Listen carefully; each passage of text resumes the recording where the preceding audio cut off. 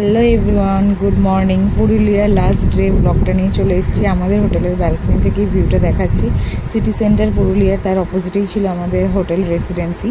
তো ওখানের ভিউটা দেখাচ্ছি। তারপরে ছিল এই করিডোর থেকে সোজা গেলে আমাদের রুমটা। তো আমাদের রুম টুরটা তোমাদের সাথে আজকে শেয়ার করছি। হোটেলটা খুব ভালো ছিল।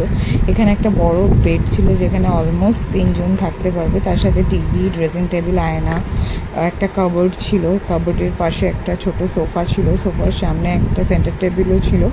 তো বেশ বড় একটা রুম ছিল। তোমরা চাইলে 4 জন শেয়ার করে ইজিলি রুমটায় থাকতে পারবে। তার সাথে খুব সুন্দর একটা ভালো বাথরুম ছিল, পরিষ্কার পরিচ্ছন্ন। বাথরুমে গিজারও ছিল। আর রুমটা এসি রুমই ছিল।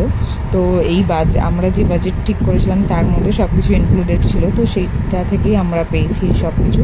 তারপরে আমরা রেডি হয়ে হোটেলে চেক আউট করে বেরিয়ে পড়লাম সুরুলিয়ার উদ্দেশ্যে। তো সুরুলিয়ার ওখানে বরাডি লেক ছিল। তো আমরা সেই বরাডি লেকের ওখানেই গেছিলাম। তো বরাডি লেকে খুব একটা ভালো কিছু দেখতে পাইনি আমরা। শুধুমাত্র তোমার খুব একটু সাইট সিনও দেখার মতো কিছু নেই ওখানে। সব কিছু আন্ডার কনস্ট্রাকশন।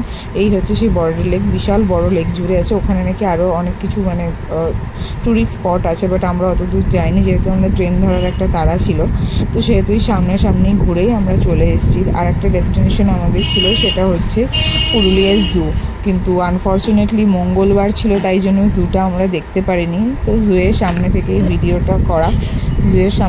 ভিডিওটা করে আমরা চলে এসেছি।